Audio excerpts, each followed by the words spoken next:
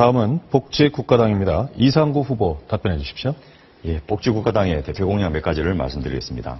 최근 중앙정부와 지방정부 간에 해마다 누리과정 예산 두고 서로 책임 전가를 하는 것을 보면 학부모들은 정말 기가 차고 답답합니다.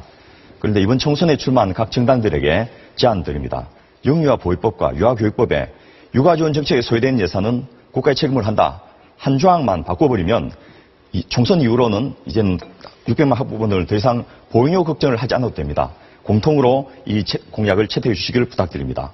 박근혜 정부는 최근에 연간 3조 9천억씩 정부 지원이 되므로 소득 연계형 반값 등록금 공약이 실현되었다라고 발표를 하고 있습니다. 대학생 여러분, 학부모 여러분, 과연 그렇습니까? 국가장학금이라는 이름으로 사립대학 퍼주기를 한 것을 중단하고 서울시립대와 같이 국고지원부만큼 학생들에 나가는 등록금 고지서가 낮추어서 나갈 수 있도록 지원 제도를 바꿔야 됩니다. 대학 지원금은 전교원 확보, 대학생 기숙사 확보, 도서관 장소 확보, 실험실습 기자재 확보 등 교육의 질적 개선에 직접 투자되도록 바꿔야 됩니다. 복지국가당은 청년 고용 소득 보장 제도를 제안합니다. 성남시와 서울시의 청년수당과 청년배당 정책은 매우 필요하지만 지방정부가 한 것은 한계가 있습니다. 노동부의 고용지원센터뿐 아니라 전국의 동사무소나 주민자치센터 2,500여 개의 고용지원 담당관을 배정하고 청년들의 요구와 능력에 맞춰서 그분들에게 일자리를 찾아주는 일을 국가가 나서야 됩니다. 그리고 구직 프로그램에 참여하는 것과 연계해서 월 60만 원의 최저생계비는 지원하는 정책이 병행되어야 됩니다.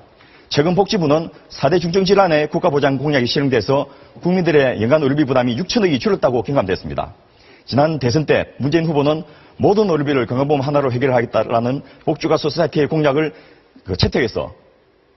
채택하셨지만은 지금 당 총재를 계실 동안에 그 정책은 한마디도 하지 않고 있고 당론으로도 추진하지 않았습니다. 지금이라도 그 공약을 추진해 주실 것을 부탁드립니다. 연간 국민 부담 최대 100만 원 내에서 의료비 걱정 없이 살 수 있도록 국민들에게 연간 14조 원의 부담을 덜어드릴 수 있습니다. 그리고 매 가구당 24만에 이르는 민간보험료를 더 이상 내지 않아도 되도록 할 수 있습니다. 지난 2011년 복지국가 소사이티가 정치권에 처음 제안한 기초노령연금 둘 인상은 박근혜 대통령이 540만의 노인들에게 매달 20만 원의 기초연금을 지급하고 시작했습니다. 하지만은 20만 원으로 살 수 있습니까? 보건복지부가 발표한 최저 생계비 수준인 60만 5천 원입니다. 복지국가당은 기초연금이나 국민연금 등 공적 소득 보장을 합쳐서 최저 생계에 미달하는 132만 가구에게 더불어연금을 통한 보충급여를 통해서 최소한 월 60만 원을 보장해 줄 것을 제안드립니다.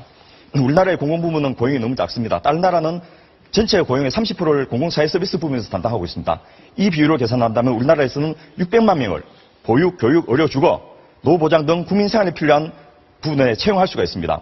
국민생활에 꼭 필요한 부분을 고정지출을 국가가 담당해 준다면 그만큼 고용도 늘어나고 국민들의 생계비 부담도 줄어들 것입니다. 소득이 오르지 않아도 월급이 오르지 않아도 가처분 소득이 늘어날 것입니다. 복지국가당의 경제성장 전략이 바로 이것입니다.